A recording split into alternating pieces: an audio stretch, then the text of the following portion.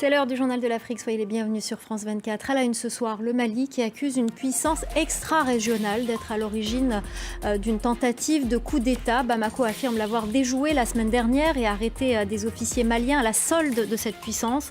Décryptage dans un instant avec notre invité Jérôme Pigné, président et cofondateur du réseau de réflexion stratégique sur la sécurité au Sahel. Le désespoir au Burkina Faso pour les familles des 8 mineurs portés disparus depuis l'inondation du 14 avril. Les mineurs n'ont pas été retrouvés par les secouristes dans la deuxième chambre de refuge qui pouvait les recueillir. Les réactions dans ce journal. Et à la fin de cette édition, on vous proposera le portrait d'un jeune immigré sénégalais. Le jeune homme qui a grandi en Italie s'est rendu célèbre dans le monde entier grâce au réseau social TikTok. Reportage à suivre. Une tentative de coup d'État a-t-elle été déjouée au Mali? C'est en tout cas ce qu'affirment les militaires au pouvoir. Ils pointent du doigt des officiers maliens aux ordres d'un État occidental sans le nommer. Les faits seraient survenus la semaine dernière. Anaïs Fourtade. Et puis sachez que Paris a exprimé ses regrets après l'annonce du départ du Mali de l'organisation régionale sahélienne G5 Sahel.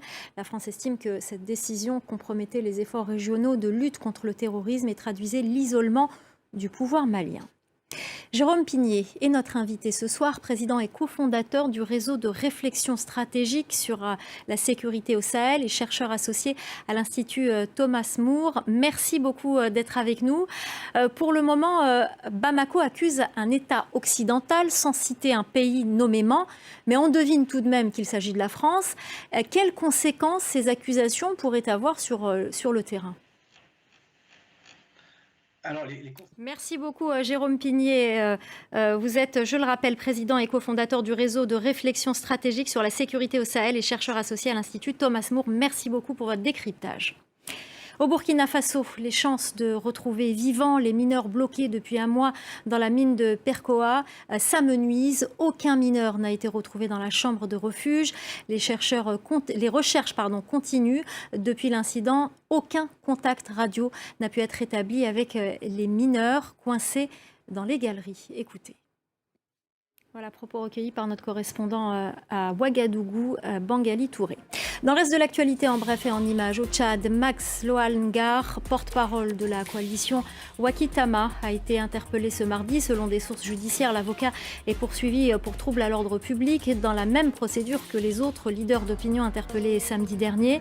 La coalition Wakitama avait appelé à marcher contre la politique française au Tchad. Des manifestations avaient eu lieu dans plusieurs villes du pays.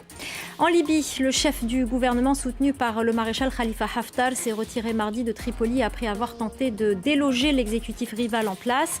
Ces combats entre groupes armés ont duré plusieurs heures. Ils sont d'une ampleur sans précédent à Tripoli depuis l'échec en juin 2020 de la tentative du maréchal Haftar de s'emparer de la capitale par la force. Le soutien de Macky Sall à Idrissa Gueye. Dans un tweet, le président sénégalais a pris parti pour le joueur du PSG, affirmant que ses convictions religieuses doivent être respectées. Idrissa Gueye était absent lors d'un match dédié au combat contre l'homophobie. Il n'aurait pas souhaité manifester son soutien à la communauté LGBT. Et avant de se quitter, je vous emmène à la rencontre de Kabil Amé, un jeune immigré sénégalais de 22 ans. Il est devenu une célébrité grâce au réseau social TikTok. Le jeune homme a grandi en Italie, d'où il a enregistré de courtes vidéos qu'il poste sur Internet et qui ont fait de lui un des influenceurs les plus suivis au monde. Natalia Mendoza, notre correspondante, est allée à sa rencontre. Voilà, c'est la fin du Journal de l'Afrique. Merci aux équipes en régie, à notre chef d'édition Célia Caracena et merci à vous de nous être fidèles. Restez avec nous, l'info continue sur France 24.